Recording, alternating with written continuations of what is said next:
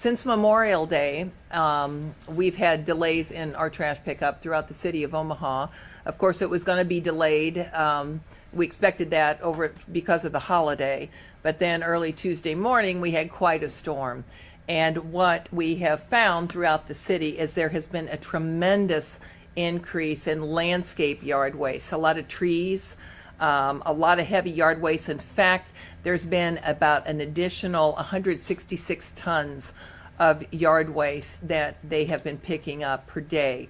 And so at the end of last week, because of the delays and because of those reasons that I explained, there had been thousands of homes in Omaha that had not been picked up. In fact, as of Monday morning, there were 400 homes that had not been picked up since Thursday. There was 20,000 that had not been picked up since Friday, or that was on Saturday. And so we know that there has been a lot of delays out there. We have been in contact with Waste Management daily during this last period of time, but we wanted a plan of action of how that they were going to recover from these delayed pickups throughout the city. We talked to them today, and they have given us a plan of action, and that's the plan that I wanted to talk to you about today. As of today, Monday pickup, they were out today, and they have told us that by the end of the day today, which is 7 p.m. today, would be their end of the day, that they would have caught up with 2,400 households. No, actually it was 24,000 households they would have caught up to. It's the 400 households from Thursday and 20,000 from Friday. They should, by the end of the day today, have picked all of those up. In addition, they should have picked up 20% of the Monday pickup, but that's only 20%. And then tomorrow they will want to pick up the rest of Monday and then into Tuesday. Seeing that these delays are still occurring this week, they have asked for the suspension of collecting recyclables for Monday, Tuesday, and Wednesday of this week. With that suspension, that gives them 18 more trucks that they can have on the street. Worst case scenario, they have told us that they feel like they will have caught up and be back to regular schedule no later than the end of the day on Saturday. Now, we all hope that that is much sooner than that, and hopefully it will be. But to complicate things, because of the rain, the trucks are having a very difficult time at the landfill. And in the tipping area itself, it usually takes about 20 minutes to turn around. It's taking them about an hour to turn around. And in fact, in some cases, they've been towing the garbage trucks to get them through that area. So that really delays the pickup too. So that definitely has complicated this.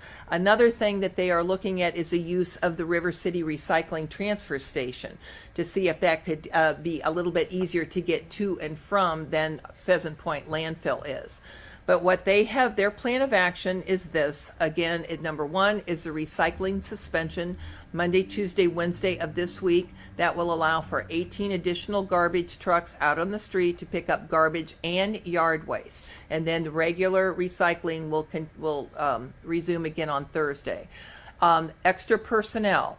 They have promised us extra personnel. Currently, we have 73 drivers and 75 trucks. They have brought in extra drivers from other cities.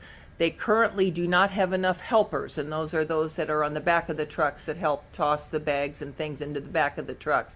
They are currently working on 2 temp agencies here in Omaha to hire additional 25 helpers, and that's what they're working on. And then the third thing is the landfill improvements, which I think is their responsibility, but they are looking at ways to put gravel and to try to shore up with rock and to try to shore up those areas of the tipping area inside the landfill to get a faster turnaround time.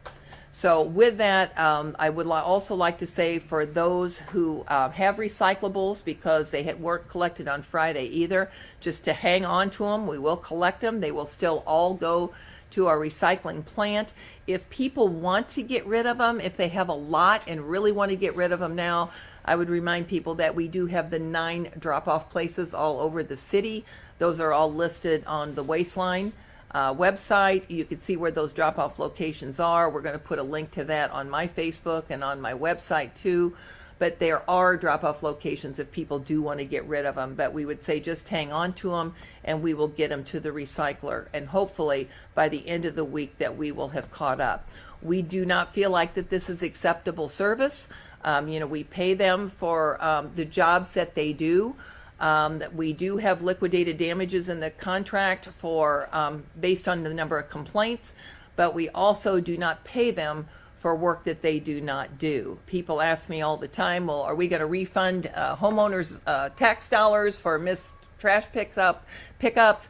And we don't do that. What we do is with the monthly invoice that we pay Waste Management, we will subtract the amount of money that we do pay them based on missed pickups or if they are not picking yard waste up separately. That's how we do it. So we pay them less. We do not pay them for work that they don't do. So we are very, we want to thank people for being as patient as they have been. We ask people to not report mixed pickups on social media because we really do need to document each area and each complaint that we have with an address, and not just to say my whole area in St. Andrews Point was missed. We need to really have the complaints documented, so we have posted on my Facebook multiple different options of how people can do that reporting, but we want to make sure that they call them in so we have the address and it could be documented as a formal complaint. And so, again, we don't find this satisfactory at all. We have been working with Waste Management, and we have demanded a plan of action and a plan for them to get the trash picked up in Omaha. We understand these extraordinary conditions that they have, complicated by the delay of the holiday, which we expected. But with that storm, we are really having, they're really having a huge issue with collecting all the yard waste that's out there curbside right now. We've had storms here before. Yep. Why do you think they're either dragging their feet this time than, in the past times, and even, with the holiday, there's been storms around the holiday? Well, I don't know which holiday that had a big storm the night of the holiday you're talking about, but I mean, we do have storms and we do have holidays. Usually the holidays put us a day behind and they catch up right away in the next week. With this incident, it is just, it's just complicated. Heavy rains, holiday, a storm with tons, and they said it's not grass clippings. They said it is actually landscape debris. So it's tree limbs and trees and big items. They said, some have said the drivers have never seen so much yard waste at the curb. And so it's just really complicating things. I'm not offering that as an excuse. I'm saying that's the facts that they are giving. But we have asked them to come up with a plan to remedy that. To me, I understand what they're saying. I understand the conditions. I understand the conditions with the storm and the yard waste. I mean, you can't argue with that. It happened. It's there. But that still doesn't negate the fact that we want our trash picked up on the date of service. And since it's the holiday, it was going to be a day late, but 2 and 3 and 4 days is just unacceptable. So we wanted a plan, and we wanted to make sure that we understood the plan and that we expected them to remedy this situation and get back on a normal cycle as soon as they can. Do you believe them, or do you believe that they'll do what they say? Well, I have to take what they told us that they would do as something that we will hold them accountable to do. And we will see if they will get it done. I certainly hope they do, and I think every homeowner in Omaha hopes they do. Do you sense maybe a lack of incentive on their part with them not really being considered for the next bid contract that will be voted on tomorrow? Well, I hope not, because they're still under contract. And they're still under contract with the city of Omaha until December 31st, 2020. And so, it's a national company. It's a huge company, and their reputation is at stake. I mean, even if they don't get another bid for another contract, and they were the high bidders, it was a fair bid, even though they weren't awarded the bid, you would think that any company would still want to do a good job and maintain their good reputation throughout the country. They're going to be bidding on other cities in the future, and I don't think that they would want anybody to think that they weren't going to hold up their end of the contract. After this past week, are you sort of glad, maybe you and other city officials, that they're not really being strongly considered for their work? No, I enjoyed working with Waste Management in the 6 years that I've been mayor and during the city council days. I think they're a good company. I've enjoyed working with them. But this is business. It's multi-millions of dollars for the city, and this is a new 10-year contract. It could be a 20-year contract if we do the 2 5-year extensions. So our bids were very fair. We put them out to bid. We spent 3 years studying it before we put them out to bid, and it was fair. And when they came in higher, they came in higher. They have had some problems with having enough drivers picking up our yard waste since I've been mayor. But they've had that problem all over the country. But, I'm not concerned with other cities all over the country. I'm concerned with the service that we provide here. And so I do think that they were a good company, but they were not the low bidder, and so they were not considered. Mayor, given that you're about to start into a new contract, are there any protections that you or Public Works built into the contract to give the city more teeth with the next contractor to make sure that maybe there are some deeper financial incentives to encourage better hiring of drivers in the future? Jim, do you want to take that one? What we concentrated mostly on is we put together a set of bid specs to first and foremost, we wanted the contractor to be successful. That was our most important thing. So we don't have to do those things. But yes, we do have very good liquidated damages if a contractor doesn't perform. But first and foremost, we put together a set of bid specs to, when we move forward with this next contract, the contractor is going to be in a position to succeed. And I will add to that, with the new contract that the city council is going to consider tomorrow, the most important aspect of the next contract is their ability to perform. And you have to base that on how they responded to the RFB, but also about the history of the company and where they're at in other cities and their performance in other cities. And right now, I have recommended FCC. It was the second lowest bidder, but it's a worldwide company. They have a large presence in several cities and counties throughout the United States. And they have the capital to, on day one, have the trucks, the carts, the employees, what we want. And we want this rollout to be as smooth as we can. Even though another company was a lower bidder, the risk with that other company, to your point, was really great. If the low bid, the West Central, if they have to go out and borrow money to buy the trucks and buy the carts, and they have never served a city the size of Omaha. In fact, the largest contract they have is the size of one city council district. That sends up a big red flag, and I think that's a risk that I am not worth taking, that I don't think is worth taking. Okay. Mayor, though, to be fair, Waste Management is as big as it gets. Right. They're having trouble. That's right. So what would you say to folks who say, what's the risk of taking a chance on a smaller company versus the bigger one when the bigger had a similar, had troubles of its own? Well, we're not taking Waste Management. We're recommending a different company. Okay. Based on the bid specs that we put out for the new contract. We know their financials. We know their history. We know the capital, the liquid capital that they have. And we have confidence on day one that they will be able to perform the duties that we want them to do in the city of Omaha.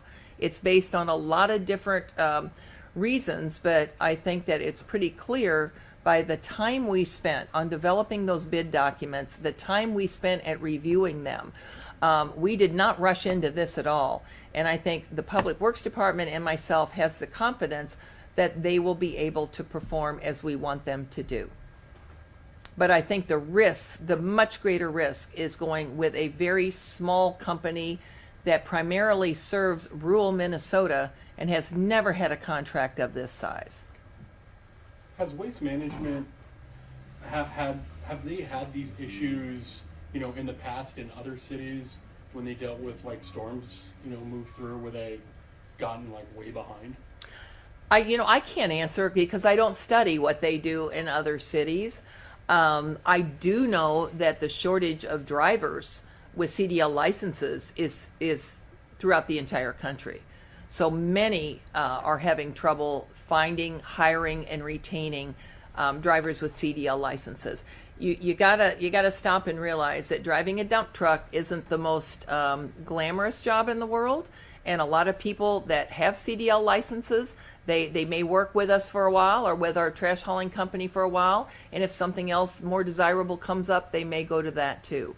I know Waste Management has been to job fairs. I know they have had hiring bonuses. They've had retaining bonuses. They've offered training for the CDL licenses themselves, and they still had a hard time attracting drivers and retaining drivers. So what they do in other cities, I can't answer that. If Waste Management sticks to their current plan, do you have any ballpark figure on what essentially the financial hit is going to be for them as of now? Jim could. We had a financial adjustment for the month of April for $49,000, and that was what they were doing for that month. And so we're working on what it will be for May, and we don't have those numbers yet, but it will be something higher than that $49,000, but we don't have the exact numbers on that. And like the mayor said, we make that financial adjustment to, what did they not do according to the contract. So if they're not separating the yard waste, we have a formula for that. We're going to have to factor in the recyclables as well. Mm-hmm. But keep in mind, there's two different ways that there is a financial impact on waste management. One is liquidated damages based on the number of complaints that come in. And two is if they don't basically uphold the contract, whether it be for separate yard waste or recyclables. And that part of it we just deduct from what we owe them. We don't pay them for what they don't do. So they could basically have been hit financially two different ways for the month of May and into June now. Please correct me if I misunderstand. If I'm hearing you correctly, there were some issues that predated even the storm beyond separate yard waste, some pickups, and what I'm trying to figure out is how much of this has to do with the storm and yard waste debris, and how much has to do with shortage of drivers and employees. In April, the financial adjustment had to do with the fact that they were co-collecting in part of the city and only providing separate yard waste in part of the city. So that was how we came up with that number for April. Okay. And so that was due to them only being able to have enough drivers to perform to that level. Okay. Where we're at now, what we're seeing with this storm, it's the same number of drivers. We just have this much more waste on the streets right now. And I think to the point of someone asked about this particular storm, this wasn't a storm where we saw huge branches that wouldn't go to a curb. It would go to like a drop-off site that the city would set up. What we're seeing with this storm is lots of landscape debris, small branches that we are allowed to set out at the curb per the contract, and Waste Management now has to pick up all that, and it's just been a big burden. Mm-hmm. Since the storm, the yard waste debris, the pickup curbside, has increased 30%. And that, like I said before, it's an additional about 166 tons a day additional to what they are usually picking up since the storm. So the storm just complicates what is going on now. It's one of the other factors that has caused this backup. But again, we understand that. I get it. I want to understand it, what they're telling me, but at the same time, I want them to come up with a plan to say we will fix it and we will do it as quick as we can, because I too think it's unacceptable to have your garbage and your yard waste sitting on the curb any more than what we expected it to. 1 day delay because of a holiday, we expect it. 2 days because of a storm, perhaps, but now we're talking 3 and 4 days. That's just unacceptable. And I will say my own was delayed. So everybody's affected by it. Other questions? Changing topics just a little bit. What do you think the council will do on your veto on the bag ban, and why shouldn't they overturn your veto? I don't know what they will do. I never know what the council will do. I was on the council for 4 years, and sometimes you have to wait until the last person votes. But I feel very, very strongly that if we want to address the issue of litter in the city of Omaha, we first need to do a litter study to understand what causes that litter. I was just in a meeting with a lot of mayors in Denver just a few weeks ago, saw a lot of litter studies and a lot of landfills all over the country, and most find out that the plastic t-shirt bags that they are proposing to ban takes up 0.3% of the landfill. It is not clogging up our landfills like people think it is. And if you just banned these plastic bags, which is in the city council's ordinance now, and it exempts any business of 10,000 square feet or less, which means every convenience store is exempted.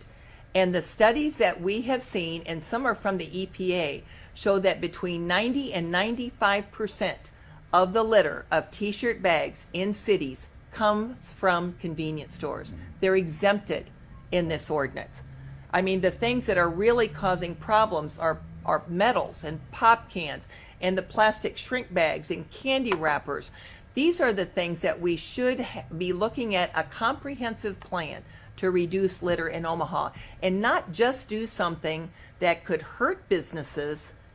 And it's more of a feel-good ordinance. You know, we really need to study it, see what the litter is in Omaha, and then attack it that way. I made my position very clear to the council before they voted, and I did it 2 times in a letter. And I told them what I would recommend is a resolution, which is non-binding, and to give a date certain. I suggested 2025, and say by the year 2025, the city of Omaha wants all businesses that use the t-shirt plastic bags to phase them out. Let them phase them out on their own way that they choose. But let's give them time to do it, and many are going to do it on their own anyway. So let's not create a law and ban something and trying to control behavior when the real problems we're not even addressing. Mayor, the one last trash question, if nobody else has one. What do you want the city council to take from the troubles that Waste Management had as they're considering what to do tomorrow with the FCC contract? Well, again, I would say that if we're having these issues of delayed pickups with a company as large as Waste Management is, and they're a good company, why would you want to take the risk of a very small company that only serves rural Minnesota right now, that has around 80 trucks in their entire fleet right now, just to pick up the garbage in the city of Omaha, that they would need to go to the bank and take a loan for at least $40 to $50 million to buy the trucks and to provide the carts. And so, you know, when you even look at what we're comparing here with what I recommended with FCC 2 carts and with the West Central 3 carts. West Central is saying with their 3 carts, 61 trucks. FCC with the 2 carts, 59 trucks. So for 2 more trucks, what West Central is saying is they're going to pick up debris from 450,000 carts a week. That's what they would pick up with a 3-cart system, with only 2 more trucks than what FCC is going to use for 2 carts. And I would ask, how are they going to do that? And there's no history with the company to show that they can. FCC, there is no financial risk, 0. With West Central, there is a financial risk.